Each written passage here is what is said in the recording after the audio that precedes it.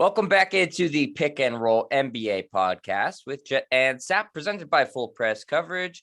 Sap, game 6 of the Eastern Conference Finals tonight, as the Celtics have a chance to, on their home court, eliminate the Miami Heat and move on to the NBA Finals. We already know who the Western Conference representative is. That will be the Golden State Warriors for I believe it's the 6th time in the last 8 years. The Celtics have this opportunity to get over this hump and this door they've been knocking on for a while now. But I want to get your thoughts on this right away, Sap. Everybody in Boston and nationally is acting like this series is 100% over, and maybe it's just me as a paranoid Celtics fan. That sort of talk really freaks me out. Well, I'm here as a non-Celtic fan, as kind of a impartial observer. Team LeBron. I remain there, even though he's not touched the playoffs this year. Sure. I think the Celtics are going to be just fine tonight. They're the better team. They're healthier. They're on their home court. Miami, I wouldn't say they gave up the other night. It's just that their lack of shooting ability, their lack of talent was on full display in game 5 as it was in game 4. I mean, the last 2 games when Miami was going into game 4 up 2-1, they're starting backcourt of Kyle Lowry and Max Strus, 1 of 28 from the floor, which is just, I didn't think that was possible. Yeah. Strus was the guy, again, remember, Sep, who hit that huge shot in, what was it, game 3? In game 3, right. And he hasn't hit a shot since. Right. And I was going to say, that was the last shot he hit. Did he think the series was over? Did he think it was a 2 out of 3 or whatever? Because the last 2 games, he's been horrible. Kyle Lowry looks like he's aging in dog years. I mean, he's obviously injured and was never a guy who was in great shape. So that backcourt is a disaster. I would play Gabe Vincent a lot more. Heck, I'd play Gabe Kapler a lot more if he was available. I mean, there's just no reason to keep playing Lowry and Strus as many minutes as they have. Actually, Gabe Vincent's been their best backcourt guy the entire series, one of their more consistent players. Miami was 7 of 45 from three-point land on Wednesday night. You're not going to win many games or any games when you shoot 7 of 45, which is a little bit above 15%. Heck, Klay Thompson in game 5 last night for Golden State went 8 of 16 from three-point territory. Yep. So he had one more made three-point. Than what Miami was able to have on Wednesday night. So it is set up for the Celtics to take care of business. And let's hope they continue to show that maturity that you've talked about, that they have matured this year, but occasionally they'll have this slip up. But they've got to go ahead, take care of business tonight, wrap this thing up so they don't have to go back to Miami for game 7. And this would give them ample time to rest up, try to get Marcus Smart, Rob Williams healthier, and give you plenty of time to prep for the finals, which begin Thursday in San Francisco. I mean, that's a huge difference. 5 days of preparation rather than 3 days of preparation, and also an extra couple days to get these guys at least closer to full health going into the finals. Yeah, absolutely. And Sep, that's another reason why, I'm the paranoid Celtics fan is worried about this game, because that rest is so important, especially now that we know it's going to be Golden State. And once we have our finals matchup secured, and we're going to do a big finals preview, I'll talk about this more in earnest. But just briefly, I think that Rob Williams is going to be the Celtics' most important player if they advance and play Golden State. That's something that Golden State can't really counter. So the Celtics, I think, really need to get him right. But why I'm saying I'm still paranoid about this is because, you have Draymond Green after the Warriors win last night, going on NBA on TNT and saying, we're going to play Boston, and, all these talking heads and everybody here in the city are already, talking about the finals and stuff like that. There's more pressure, obviously, on the Heat tonight, because if they lose, they're out. But there's a lot of pressure on the Celtics, Sap, because of all this talk that's going on, and with people saying, the series is over, they're headed to the finals.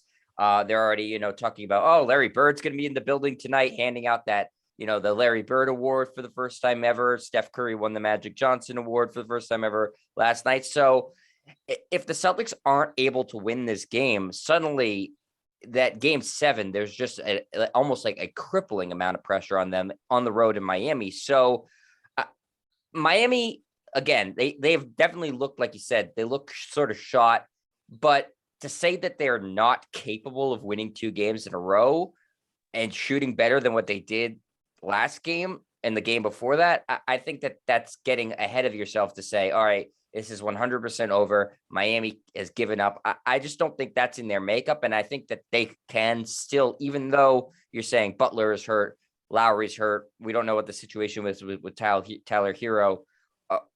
I still think that they have the ability to play much better, even with those guys being hurt, than they did the past 2 games.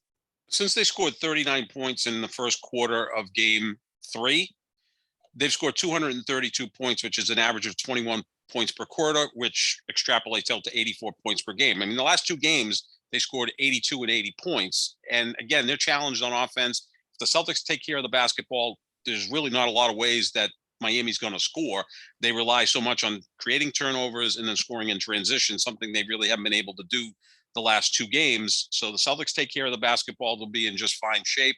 And again, getting out to an early lead and getting the crowd into it. And then at some point, Miami maybe just looks at each other and says, it's not our year. You know, they're better than us. I think everyone's in agreement. The Celtics are the better team. The danger is if somehow Miami comes in and steals a win, now it's a winner take all game 7 in Miami, even though you've outplayed them over the first 6 games of this series, Miami would have a puncher's chance. So that's why it's imperative to wrap this thing up tonight, get Williams, Smart, the rest of the guys some rest and preparation for a Golden State team that looks pretty darn healthy and pretty scary right now after wrapping up their series against the Dallas Mavericks in 5 games. So wrapping this thing up tonight is imperative. Now, the last 2 times the Celtics had a 3-2 lead going into game 6 of the Eastern Conference Finals was 2012 against Miami, 2018 against Cleveland. The difference there is those teams had LeBron James, who, by the way, in game 6 and 7 in 2012, 6 and 7 in 2018, averaged 40 points, 14 rebounds, and 7 assists a game in those 4 games. Miami doesn't have anything close to that. In fact, I don't know if their starting lineup could score 40 points tonight because they actually had 18 points in game 4. I mean, the Celtics are better than this team without question. I mean, I almost talked myself into saying, well, Miami's talent is close to the Celtics. Celtics are better, but it's close. But after watching the last 2 games, the Celtics are better, period. I agree, and you and I both picked the Celtics in this series, so we obviously we felt that way too, and I think that through 5 games, it's shown up to be the case that the Celtics talent is better than the Heat's. And granted, the Heat are hurt, but the Celtics are hurt too. It's not like the Celtics are the healthier team by any stretch. They've had Rob Williams miss games, Marcus Smart miss games. Jason Tatum's been banged up. Horford missed the first game with COVID. So, the Celtics by no stretch of the imagination are healthy. I mean, Butler's obviously playing with something, although I still have this conspiracy theory that something happened at halftime of game 3, because his play from that point forward has been atrocious. I mean, he doesn't even look like a good player. Theory. Did he flip out at Eric Spoelstra? Was he upset the way they ended the second quarter? Because you remember, Miami was up 26 points late in the second quarter, and the Celtics went on an 11-0 run at the end of the second quarter to cut it to 15, and then they made it a game and came within 1 point in the fourth quarter. I don't know, did Butler at halftime say something to Spoelstra?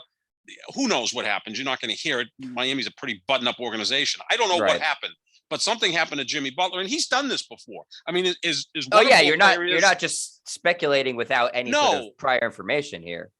No, I mean, remember he checked out of a series against the Celtics back in, was it 2016, I believe, when Chicago won the first 2 games in Boston, and then the Celtics came back and won the next 4, 2 in Chicago, and then took care of business. Yeah, I think it was longer ago than that. Was it Rondo on that team, Sep? Rondo was on that team. I think it was 2016. It was 16 he missed the first 2 games, right? And then he came back and they won. And he kind of just checked out. I mean, he does that from time to time. He's an emotional player, and that can work both ways, where you come out like he did in the first 2 games and look like an all NBA player. And then since then he's looked anything but that. So I don't know what's up with him. And look, Bam Adebayo is a really good player, but when he sees Rob Williams, he turns into something else. He turns into like a puddle. And, as long as Rob Williams is just out there tonight, even if he's not that active, I think he's just in Bam Adebayo's head. And that may be enough to get him out of his game.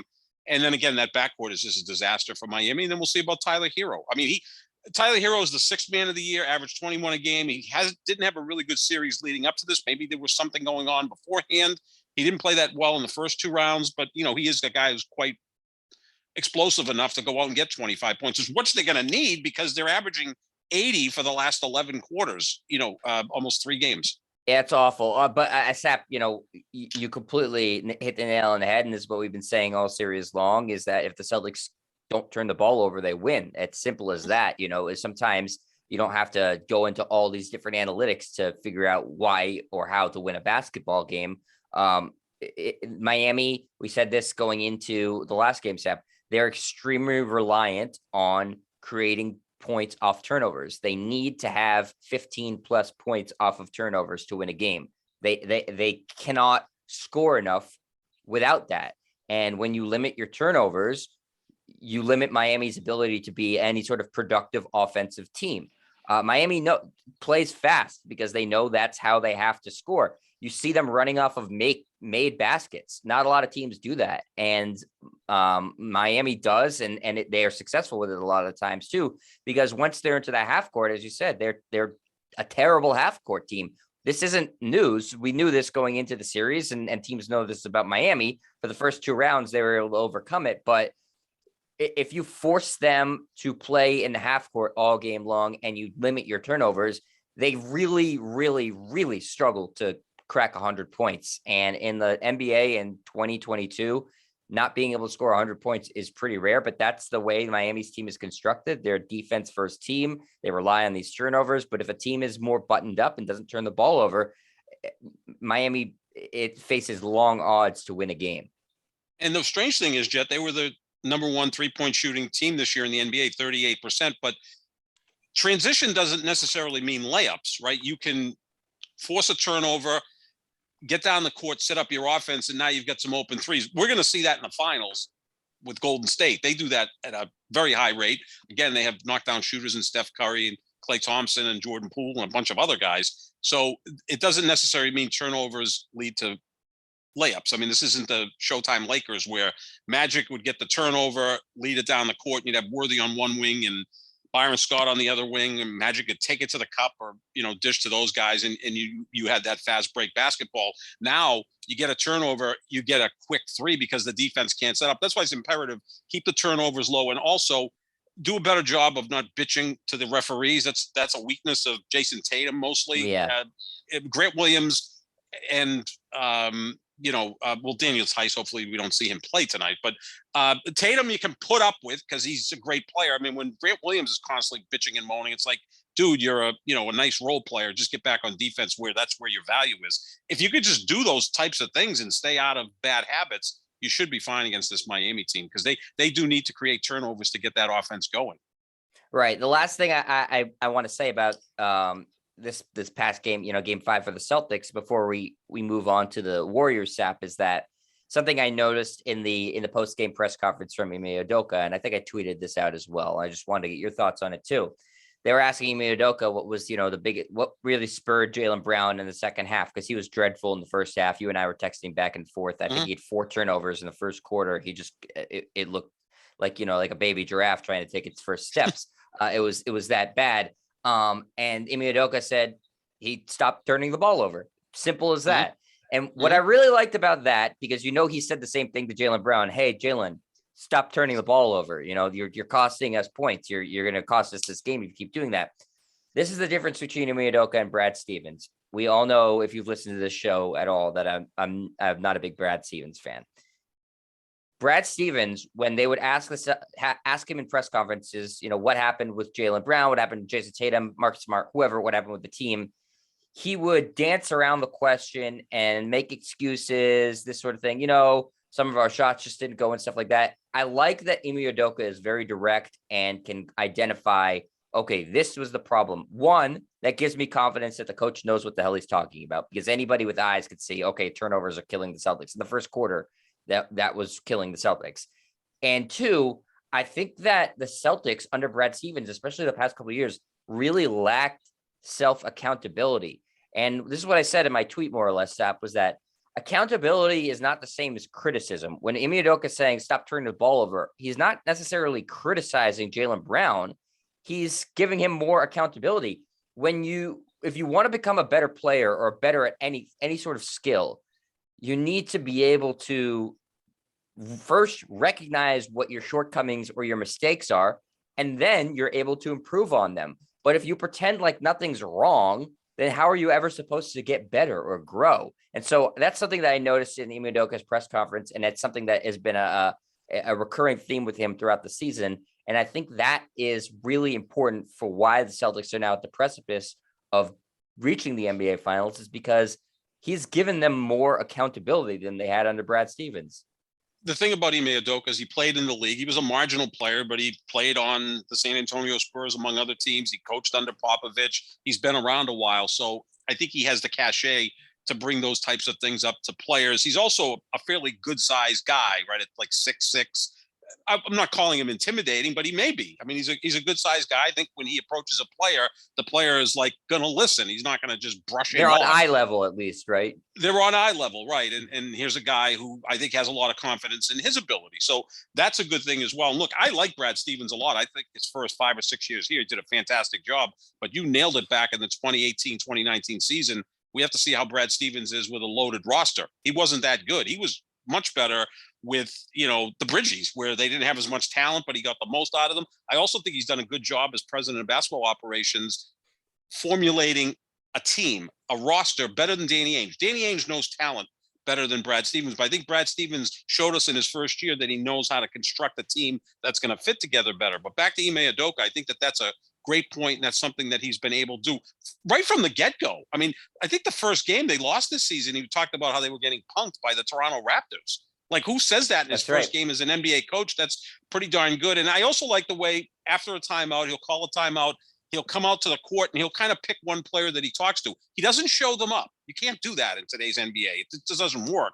And again, a lot of times with, and again, I'm a baby boomer. I'm 59 years old. I'm at the tail end of the baby boomers, but I'm a baby boomer. But the millennials, Gen Zers, who I love. I mean, you're a millennial. You're one of my best friends. I've got a ton of friends. My niece or husband, everybody's a millennial. I think you're an awesome generation. But with millennials, and especially Gen Zers, you got to give them a compliment sandwich, right? So you got to give them a compliment first, then the criticism or the constructive criticism, and then another compliment. I think you're right. We struggle with criticism. It's a fair. Everyone does, Jet. I do too. So, if someone's got some criticism for me, constructive criticism for me, I don't know why they would have that, because I'm pretty much perfect. But the first thing they do is, hey, you're really putting a lot of time in, you're hustling out there. But the thing, Jaylen, you got to take care of the basketball, but the effort's fantastic. So now Jaylen Brown, the first thing he hears and the last thing he hears is a compliment. But in the middle, the message is take care of the basketball. The amazing thing with Jaylen Brown is, and he has the ability to clean this up. I don't think his handle's all that great. His court vision's not all that great. He's just not a natural. And not a natural basketball player. Well, the crazy thing about Jaylen Brown is, and you don't see this in today's NBA, in 42 career playoff games, he has as many turnovers as assists. That's not good. Normally, you'd like to see a 2-to-1 turnover to assist ratio. That's good. 3-to-1 is, Chris Paul territory, which is outstanding. Jason Tatum the other night had 5 turnovers, but he had 9 assists. Jaylen Brown had 4 turnovers and 1 assist. Big difference. But he has the ability to clean this up because he's got a really good mid-range game. And he's also got a great drive, pull-up, pop game, which is something not every player has, right? I mean, Jordan had it. Kobe had it.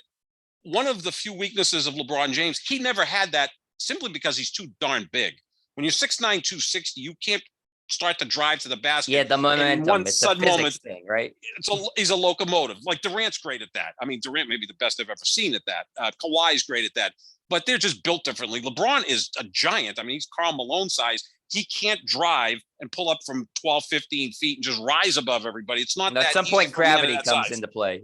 He's too big, right? But Jaylen Brown has that part of his game. We saw that in the second half. So what he's got to do is when he catches, either be a catch and shoot guy a la Klay Thompson. Now, he's not as good a shooter as Klay, but then again, who is? Or make a quick decision, look like you're going into the lane, read the defense as quickly as you can, but then pull up and then rise above everybody. You've got that in your arsenal. Use it more. He did in the second half. That's why he played better. He was electric in the second half. And I give him a lot of credit. Poor first half, excellent second half. That's the sign of growth. He didn't carry over his poor first half into the second half. And he and Tatum were both outstanding in the second half after subpar first halves. And I think that goes to, I think Brad Stevens in the same situation would see that and was almost too afraid because he wasn't really their peer to criticize, them. And Ime Udoka, however he phrases it, knows how to,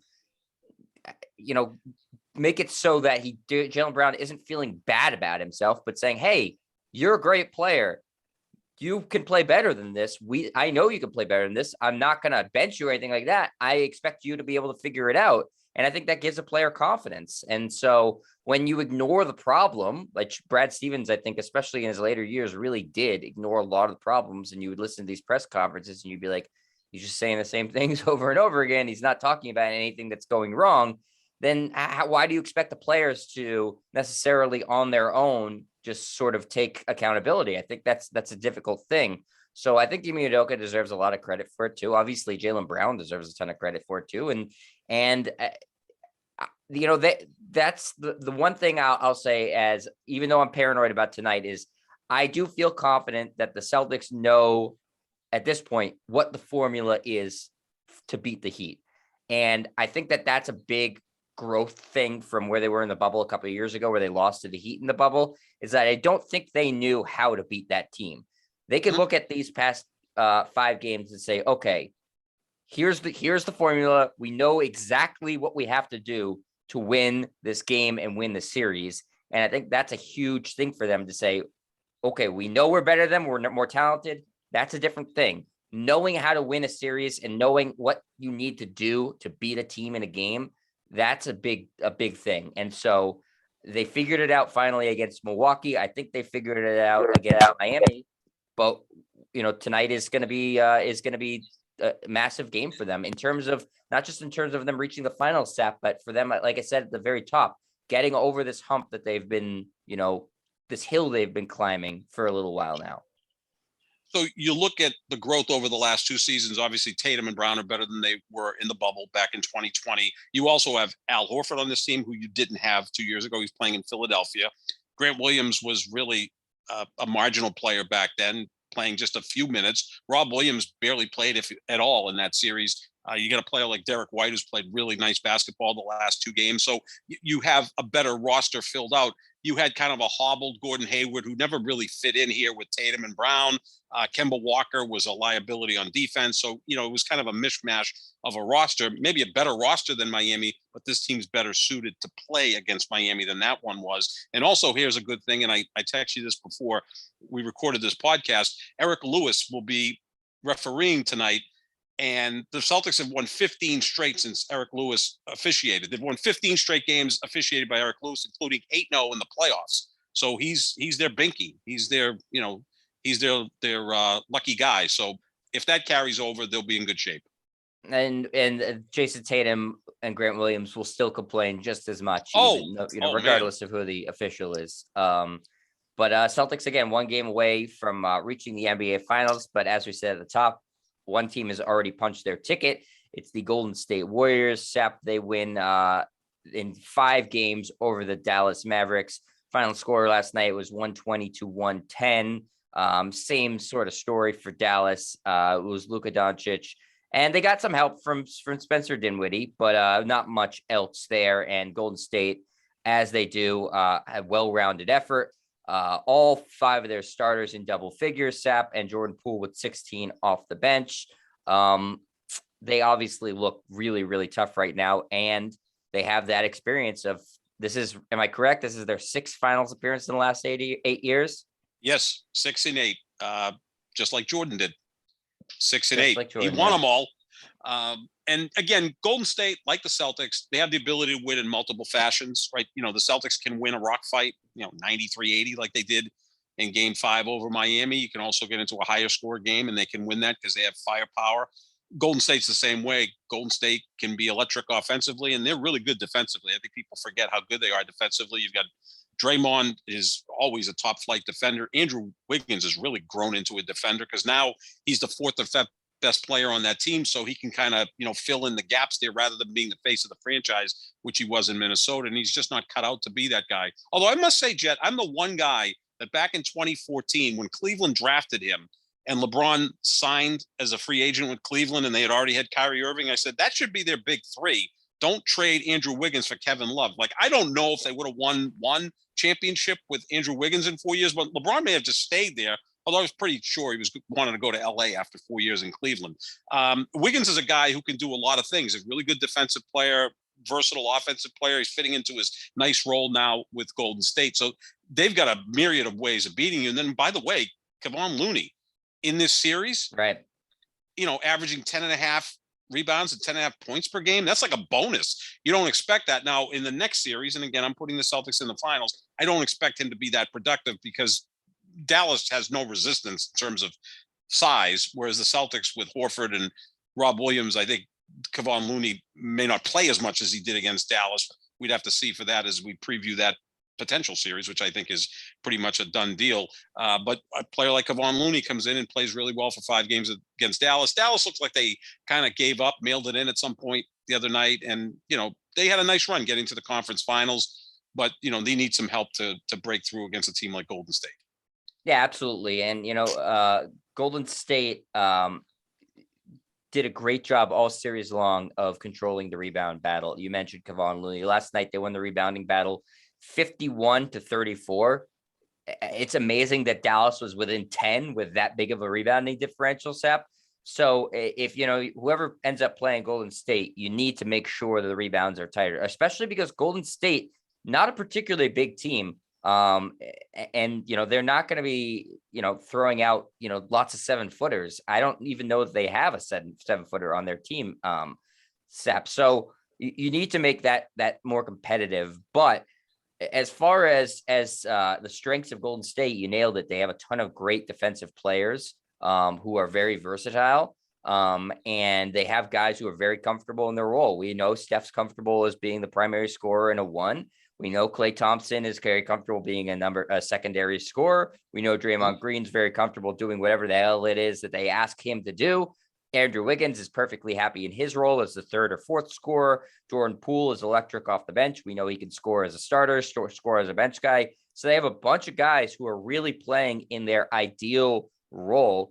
And similar to what the Celtics have, and we've talked about this before, that they're so much better when Grant Williams is the guy who comes off the bench and Peyton Pritchard's the guy who comes off the bench and Rob Williams is the starter and playing in there. So similar to the Celtics in that way, Golden State's figured out how to build a roster where you're asking everybody to do what they can do and not ask them to do more.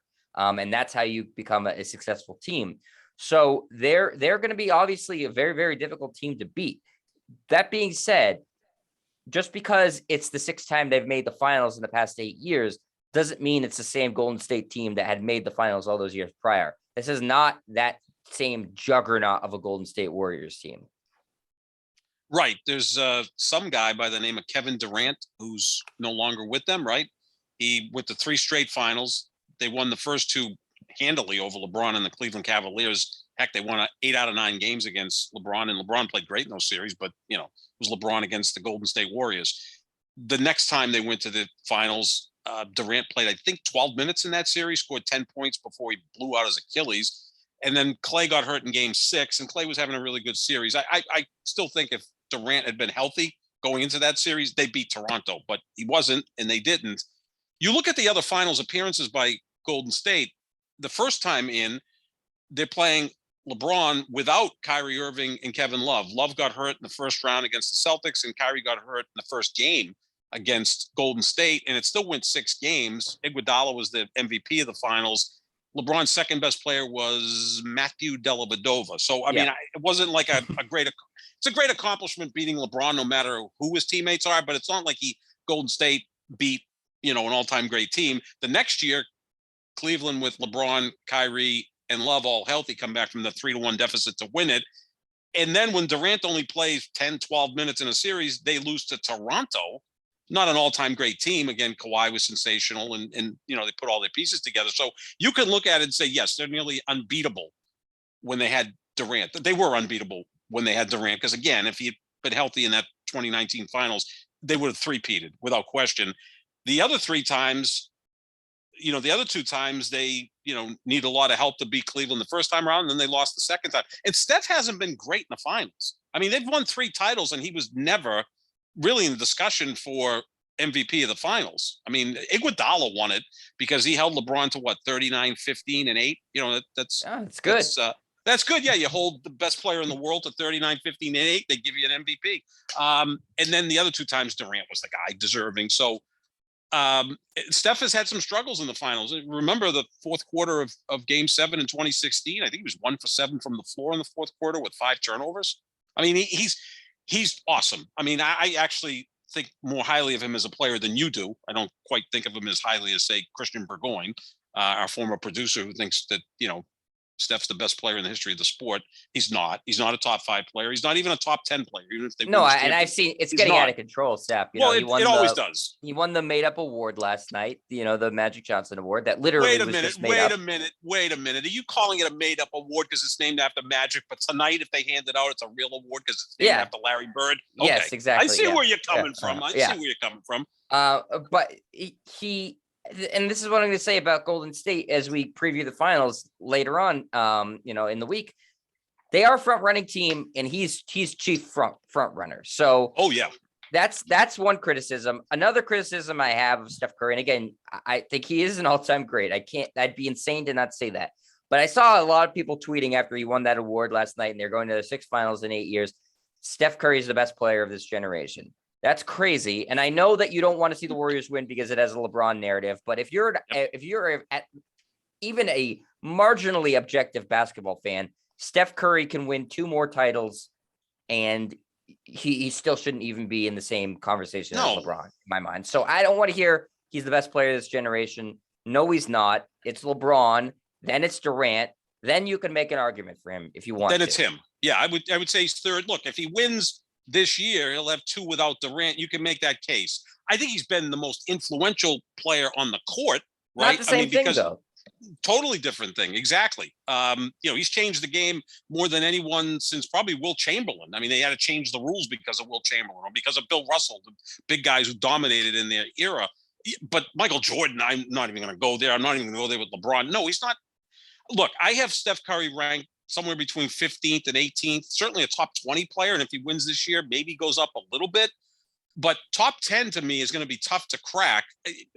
Look, someone could crack into number 10. The top 9 in my all-time list, I don't really see moving much around there. I've got LeBron 1, Jordan 2. I'm not going to get into that discussion now. We've had that before. You're not as vehemently against me as a lot of other people. I think when we get Patrick Gilroy on during the finals, that could get into a heated conversation. Yeah, I'm against you, but not vehemently. That doesn't mean like I'm a crackpot for saying it. I mean, that's, where Skip Bayless has LeBron like at 9. But I got LeBron, Jordan. I think they're the 2 greatest players ever because they did everything. I mean, they defense, offense, led teams, led somewhat inferior rosters to championships. 3 for me is Russell because the winning means a lot. Number 4 is Kareem, the longevity and just the elegance and incredible production means a lot. Those are the 4 guys that I think are the Mount Rushmore of basketball. After that, I go Wilt, Magic, Bird, Duncan, Kobe. Those are my top 9. Now I have Oscar Robertson number 10. Look, if Steph wins another 1 or 2 titles or Durant wins another 1 or 2 titles, they can kind of crack in there at number 10. But just outside my top 10, I've got the likes of Elgin Baylor, who's the most underrated player and overlooked player in the history of the sport. I've got, Jerry West right there, Moses Malone, Shaq, Hakeem Olajuwon, all those great players. Then Durant and Curry right in there, like 16, 17.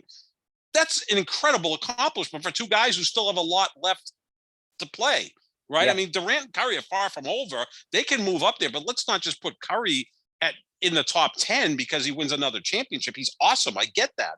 But those other guys I mentioned, those first 9 guys I mentioned were all bigger players who were all better defenders than Steph. Now, Magic and Bird weren't great defenders, but by their sheer size, they're a little better than Steph defensively, who I think gets overlooked somewhat defensively. He's not a really good defensive player, no, Steph Curry.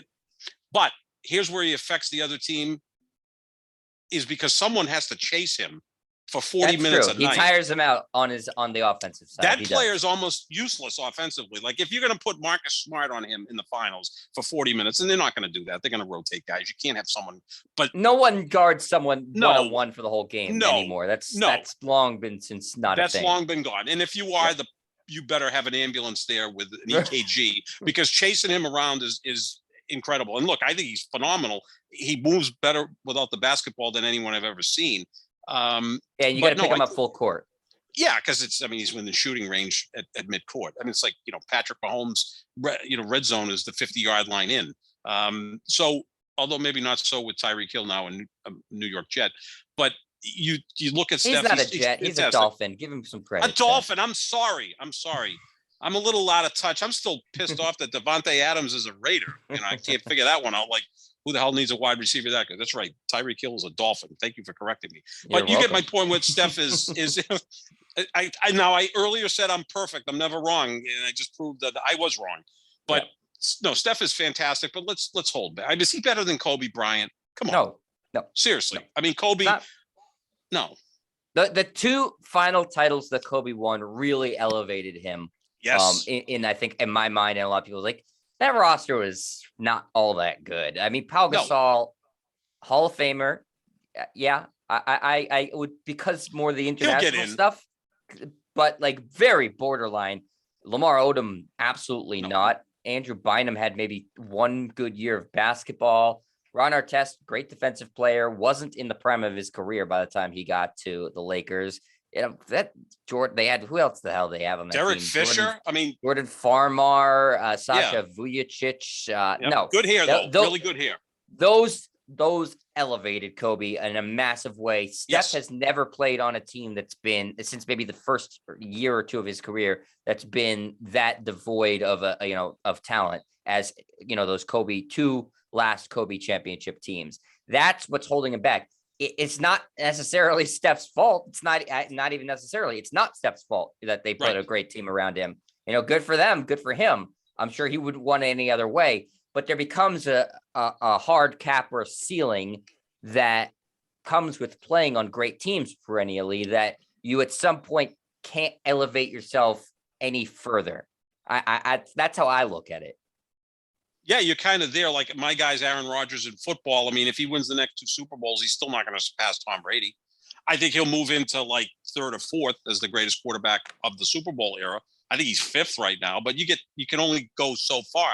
The same thing more so it's basketball, right? It's that you have to look. You have to look at context. At one, exactly. Who you beat in the finals. I think that's massively important. And two, what your team looked like when you won. LeBron, his legacy was elevated the most when he won that title, coming back from 3 games to 1. Because that team wasn't all that. That team wasn't all that good. They were fine, but he beat an all-time great team. So those two things combined really elevated him. If the Celtics make the finals and the Warriors drub them, because I think most people think there's a pretty good Celtics team, that will certainly help Steph Curry, and he wins Finals MVP. The Finals MVP will help elevate him more because he doesn't have that yet, so he has that room to grow. But until and unless he's ever on a team that's looked at as it's a fine team, it's not loaded. He's got a finite cap on him on how far he can go. Yeah. And I don't see that this roster is going to get bad around him anytime soon. I mean, maybe Draymond retires at some point, and he's clearly not at the height of his powers, but he's still really, really good. And Clay looks like he's working himself back. And then they have these young guys like Poole, Moody, and your guy Kuminga. Yeah. And those guys are going to obviously improve. And so I don't see that Curry is ever going to have a situation where he's on a bum team for the rest of his career. Yeah, and he's never going to have Russell Westbrook on his team like LeBron. And I don't think he's leaving. No. And again, they've built that culture where I don't think anybody's leaving, and they're not afraid to blow by the tax, right? They'll spend all the money they need to keep the team together and try to improve it. And, back to Kobe Bryant in that sense. And I think Kobe sometimes gets a little overrated because, and look, may he rest in peace. He's a Laker.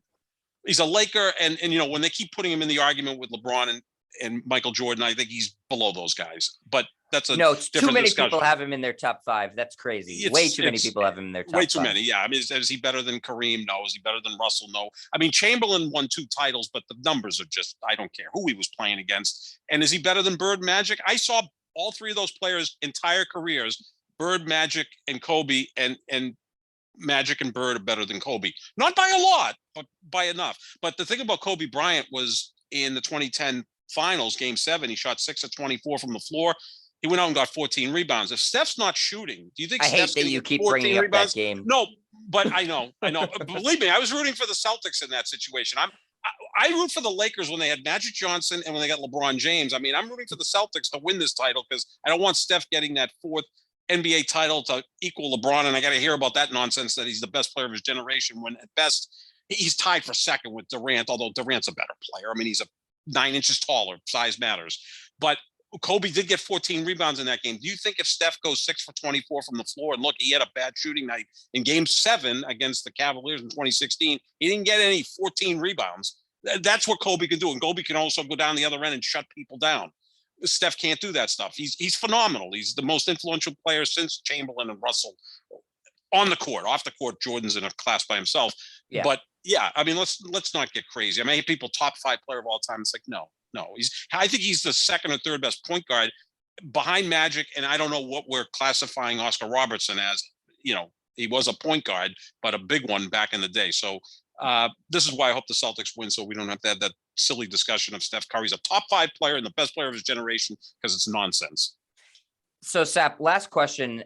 And again, we're going to have a much more extensive finals preview once we have it locked in. What's the weakness of this version of the Golden State Warriors as a team? You talked about Steph Curry individually. What's their weakness? Do they have an Achilles heel? Because again, it's not the juggernaut Warriors. It's a really good team. They're fully capable of winning the title this year, but they must have some weakness, Sap. Lack of size, right? But like you pointed out, they out-rebounded Dallas. They out-rebounded them in game 5, 51-34. That's a wide margin, but Dallas is not a great rebounding team. They don't have much size either. I do think against the Celtics that Golden State, lack of size, will challenge them. Rob Williams, Al Horford. The Celtics are big. Grant Williams is a moose, and Tatum and Brown are long wings. Marcus Smart's a big point guard. This is a big team, right? I mean, a big physical team that went toe-to-toe against maybe the most physical team in the league in Milwaukee, and we know Miami. Oh, they're the most physical team in the league. Milwaukee. Yeah, I mean, Giannis is the most physical player because he's like a wrecking ball. Not to mention Lopez and, the Portis and the rest of those guys. Even their guards are like linebackers, right? Drew Holiday, could go to the NFL Combine and get drafted as a strong safety. But the Celtics are big and physical too, and I think that could be the weakness of Golden State, that the sheer size could be a problem. And the Celtics do defend threes. Now, the challenge here is Golden State's got a bunch of 3-point shooters, and if they're healthy, that's going to be a challenge. I mean, Miami's been depleted because you don't have Hero the last couple of games, and their 3-point shooters have been really poor.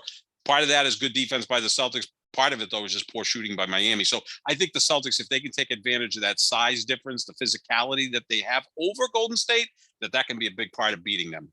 If the Celtics don't end up winning this series, Sap, I'll never forgive you for jinxing them, by the way. That's just how it's going to go. Not the only one, Jet. Everyone is aware of that. On to the finals. I know. I'm aware and of you that. got Eric Lewis officiating tonight again. 15 straight wins with Eric Lewis as their official, including 8-0 in the postseason. So Eric Lewis will take care of business tonight. I'm just glad, like you said, that LeBron James isn't on the other side of the court tonight, and that's why I have so much respect for LeBron James, and I push back on people who like Skip, and even though I don't put him as the greatest player of all time, it's like he did it to my team. I've seen it happen too much, and that's why again, this is the dumbest argument against LeBron is calling him not clutch. Like, what's more clutch than in games where he was facing eliminations, putting up 40 and 50 points? Like, I'm sorry, that's clutch. I don't care that if he didn't do it in the last 5 seconds of a game. When you put up a 40-point, 15 rebound, 15 assist effort in an elimination game on the road, you're a clutch player. That period. That's how it goes. His game 7 numbers are ridiculous. I mean, they're like 36, 10, and 9 are his averages, and he's like. It was an okay argument the first like 3 years of his career. It was an okay argument. Once he started, but even then, though.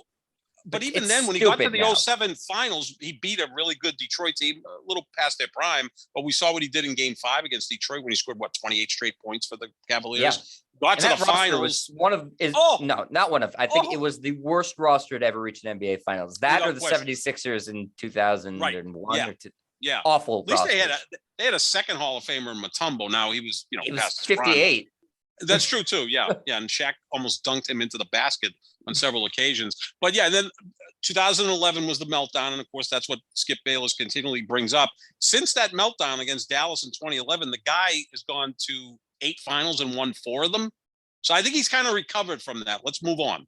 Yeah, it's a stupid argument. I really dislike it because, it also, when you're arguing, as I would argue that Jordan's the greatest player ever, as you know, when you're arguing for Jordan and you make a stupid argument saying LeBron's not clutch, that makes your argument weaker because it makes you look like you Exactly. don't know what you're talking about. So that's Yep. what it frustrates me. But anyways, moving on. Last segment, Sap, not basketball. We wanted to we love you and I are both huge movie fans, love movies, and we wanted to pay our respects to Ray Liotta, who passed away sadly yesterday at the age of 67.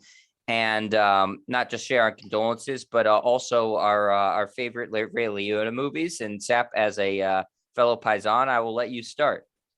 Yeah, I mean, Goodfellas obviously is his best film, right? I mean, the one he's most famous for. Something Wild was his breakthrough role, and he also had a very important role playing Shoeless Joe Jackson in Field of Dreams. And then after Goodfellas, he never was in another Scorsese film, which is a surprise because Scorsese has a tendency of putting the same actors in all of his films. He's very comfortable with them. Obviously, De Niro and Leonardo DiCaprio are the most famous and the two greatest actors he's worked at. Liotta's not at that level, may he rest in peace, but Joe Pesci's been in a lot of movies and a lot of those character actors. And then, Copland, I thought was a really, really good film.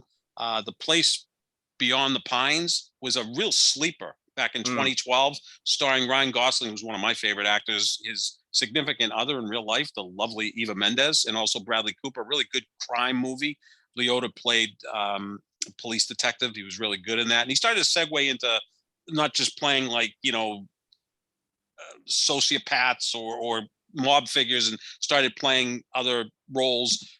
He also was in Blow with Johnny Depp. I mean, he just was a very, very good actor, who, by the way, hated Henry Hill. I heard a story that Ray Liotta was on at a radio station doing an interview, and they surprised him by having Henry Hill called in. And he was absolutely pissed and just kind of walked out at the end of the segment and didn't even say goodbye to the radio host, because Henry Hill, I guess, was on the set of Goodfellas. And he was constantly trying to correct Ray Liotta, and it just irritated him. It's like, I work for Martin Scorsese. This is a film. We don't have to. This is not a documentary about Henry Hill. It's a great motion picture. And just get out of my face. And I think that kind of irritated him. But Goodfellas is his best film. I think we're both in agreement on that. Pretty much handily. Yeah, without a doubt, and that's I'd say probably my top 10 all-time movies. It's almost a perfect movie if you can really have is such a thing. Henry Hill, I remember I used to listen to Howard Stern every morning, and my mom was a huge Howard Stern fan, and when she would drive me to school, we'd listen to Howard Stern on the radio, and I remember Henry Hill constantly calling in as he was a frequent guest of that program. But Ray Liotta was never though nominated for an Oscar, I don't believe, Sap. No, he wasn't. And again, I don't want to disparage the dead. He was a very good actor, but I don't know. I mean, he could have got nominated for Goodfellas, which didn't win Best Picture that year. Dances with Wolves won over Goodfellas. Goodfellas, I think, a better film than Dances with Wolves. Scorsese didn't win Best Director. Pesci did win Best Supporting Actor. De Niro didn't get nominated for that. That was more about the director and the ensemble cast than anything, and the story and the writing and everything. As you said, it's close to a perfect film. But no, he was never nominated. He got to work with really great directors, including Jonathan Demme, who directed him in Something Wild. Jonathan Demme passed away a few years ago, directed The Silence of the Lambs and also Philadelphia, one of the best directors of his generation for sure. So Ray Liotta never got nominated, and it became kind of just that working character actor, which I think a lot of guys like being, like Christopher Walken, who was a star, became that as well. And you kind of live a life where you just go out, make a lot of money, make films, and you're not the guy that is going to get hounded by the paparazzi, right? Like Ray Liotta was a star, but he wasn't this mega star that people were gonna hound, like say Johnny Depp or Tom Hanks or Tom Cruise or stars at that level. But a great career, but just so sad at 67 to pass away far too young. Yeah, I think I was trying to find the tweet. Somebody that I work with, not a particularly big fan of, but somebody who does know movies, said that Ray Liotta is in the top 5 best actors to never be nominated. Sure. Yeah, I could go with that. I think the one that never got nominated that maybe the best is Donald Sutherland, who's Kiefer Sutherland's dad. I don't know the whole list off the top of my head, so you'd have to tell me. That's a pretty good one. Yeah, I think Donald Sutherland's right there. Certainly Ray Liotta would be there. I'm trying to think. I mean, he said the best that his was John Cassell. John Cassell never got nominated. He was only in 5 films. Listen to the 5 films he was in: The Godfather Part 2, The Conversation, The Deer Hunter, and Dog Day Afternoon. All 5 of those films nominated for Best Picture. 3 won Best Picture. Both The Godfather Part 2, and The Deer Hunter. He was only in 5 films. Was he? Would you pretty say good. he was the Robert Horry of those sort of things, where he was probably, along for the ride, or were they be great? No, he was good. I mean, he played Fredo. He played Fredo, which was a key role in The Godfather. The Conversation of those 5 films is one that probably very few people ever saw. Did you ever see The Conversation? No. Great movie. Directed by Francis Ford Coppola, Gene Hackman. And it's actually Gene Hackman's favorite role. It's phenomenal. The Deer Hunter, obviously, is an American classic, and Dog Day Afternoon with Al Pacino. The interesting thing about John Cassell is he was born in Revere, Mass, and I believe he's buried in Arlington, Mass. I mean, he was a Massachusetts guy. He died at 42. They were filming The Deer Hunter, and he was diagnosed with a disease. It was terminal, and they didn't want to have him on the set. They didn't think they could insure him to, play the role. And Robert De Niro, the star of the movie, spoke up and said, "No, we need him for this role, and I'll guarantee it." And then Meryl Streep, who was his then girlfriend, stayed and cared for him. John Cassell, he's right there. I mean, the 5 films I just named, and those are the only ones he was in, are like all-time greats. I mean, he's like James Dean, Robert Horry. Yeah, he's overrated, but I know you're kind of named after him, aren't you? Come on, Sap. I know. I'm sorry. You're I mean, really you know frustrating me at the end of the show, trying to jinx the Celtics, disparaging the great James Dean. He was a wannabe. He wanted to be Marlon Brando and Montgomery Clift, and they kind of laughed at him. But no, he was obviously a superstar. But yeah, again, a lot of times when an actor dies at a very young age, or a player has a really short career, we have a tendency to overrate them. So that, like Gale Sayers is apparently the greatest running back ever because he was injured and had a short career. Jim Brown was the greatest running back ever. But I get the point. But what were the other actors on there that were never nominated that were on that list? Donald Sutherland, as you mentioned. Mm-hmm. Meg Ryan.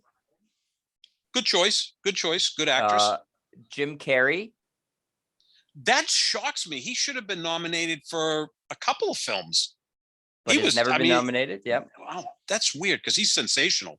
Who else is in? This is just a list compiled by Yardbarker, a blog. Steve Buscemi. Another great actor, great character actor that, I mean, The Sopranos obviously was in a film, not an Oscar nomination, but I'm sure he had, Emmys for that. But yeah, he was in Fargo. That's probably his most famous film. Meh. Well, I know you don't like that. I love that film. That's a big disagreement we have. No, that's movie. I'm trying to think too. The other. I got a bunch more names for you if you want them. Go ahead. Yeah, why not? All right, Jamie Lee Curtis. Mm-hmm. Steve Martin. Yeah. Another one. Steve Martin and Jim Carrey both should have been nominated. Steve Martin didn't get nominated. Here's the thing about Steve Martin. All of Me is a great film. He won the New York Film Critics Best Actor of the Year award, but didn't even get nominated for an Oscar. And Jim Carrey for Pleasantville, don't you think he deserved to be nominated for that, or one of his many great Truman performances? Show. I mean, Truman Show. I always confuse those two. Truman Show, of course, he should have got nominated for that. But look, the Oscar nominations, they always push back against what are considered comedians. Although Robin Williams had several Oscar nominations, deservedly so. And I think Jim Carrey and Steve Martin are in that pantheon of great comedic actors. Most people say being a comedic actor is harder than being a dramatic actor. Absolutely. Mia Farrow, John Turturro, Martin Sheen. Right? Yeah, these are all phenomenal actors that never. John Goodman, who is that? Oh, John Goodman is a fantastic actor. Al Pacino. They did Sea of Love together in the late '80s, and Al Pacino. They asked Al Pacino, "Who's your favorite actor? Who do you think's the best actor out there?" He says, "John Goodman." And the more you watch John Goodman, you're like, I kind of get it. The guy's phenomenal because he can play anything. These are a lot of the rest of them are, modern ones who have, probably are going to be nominated at some point. And then another one, they have Bruce Willis is another guy who's never been nominated. Yeah, The Sixth Sense, I thought he was really good. Unbreakable, he was good. I mean, Die Hard's not Pulp the type Fiction of movie that's going to get Pulp Fiction, supporting actor, but Die Hard's not going to get Oscar nominations for acting, but he was darn good in it. And I like to see Oscar expand a little bit, to more comedies. And look, an action movie can be good. I was really happy, and I mentioned Jonathan Demme earlier in the show. I mean, The Silence of the Lambs won Best Picture. That's not a classic Best Picture, but it was the Best Picture that year. Deserved all the Oscars it got. So yeah, that's a pretty good list. A pretty amazing list. So, and Ray Liotta, obviously, as we said, was on that list too, and sadly, again, yesterday passed away. So, although he does have 2 movies coming out that he has finished filming, so 2 more movies that will be in his filmography. We'll see what they are and what his performances are like, but certainly he'll be most remembered for, like you said, Goodfellas and Field of Dreams. Those movies were actually back to back, Sap, believe it or not. Yeah. Field of Dreams was 1989, and I saw that on my 26th birthday. That's how old I am. I turned 26, April 25th, 1989. Saw that movie, loved it. Every time I've tried to watch it again, I can't get through it. There's 2 movies that I loved on the first viewing. Why is it not good? I haven't seen it since the first time I saw it, which it didn't really resonate with me after that. I was like, okay, this is a little bit hokey or a lot hokey. And then the other one was Forrest Gump. The first time I saw it, I loved it. I went back, if I love a film, I'll see it many times. The second time I couldn't get through it. Those are the 2 films that I had that experience with. But and then Something Wild is something that you should see. That was his first hit back in 1986. Copland's really good. And The Place Beyond the Pines is really, really good. I mean, it's a long watch. It's about 2 hours and 40 minutes, but it's a good crime drama. And look, I'm a huge Ryan Gosling fan. I have a man crush on Ryan Gosling. Who doesn't? Yeah, you have for a while. I remember you. Oh, Lord, the perfect man. I remember we went to see La La Land. I went with my niece and her husband. And after the movie, my niece turned to her husband and said, I could leave you for him. Like that was like, and she's not like that. She's not, like one of those type of people, but she said, I could see myself leaving him for you. And I said, yeah, me too. Who doesn't love Ryan Gosling? I mean, he's pretty talented, could sing, act, dance, great looking guy. And it seems like a pretty cool guy as well. Like, pretty well grounded. He's been with Eva Mendes for over a decade. Not bad pick for your life partner. Yes, there you go. Ryan Gosling. I'm sure he is pretty hot to trot for me. I'm a good catch. Sounded like Donald Trump right there at the end. Ryan Gosling. Tremendous. You always have to say the name at the end too. Right. Tremendous. He said, Ryan Gosling. Okay. Tremendous guy. Great personal friend of mine. Yep. All right, Sap. That's going to do it for us here at the Pick and Roll NBA podcast with Jet and Sap. Thanks to Full Press Coverage for presenting us as always. Make sure you check out our social medias at JohnSap25, at Jet Stryer. And we will be back with hopefully a finals preview next and not a game 7 preview, Sap, which I really would like to avoid. And hopefully it's the Celtics Warriors finals preview. But you can find the podcast wherever podcasts are found. Just type in the Pick and Roll NBA podcast with Jet and Sap, and we will talk to you later. See you, everybody.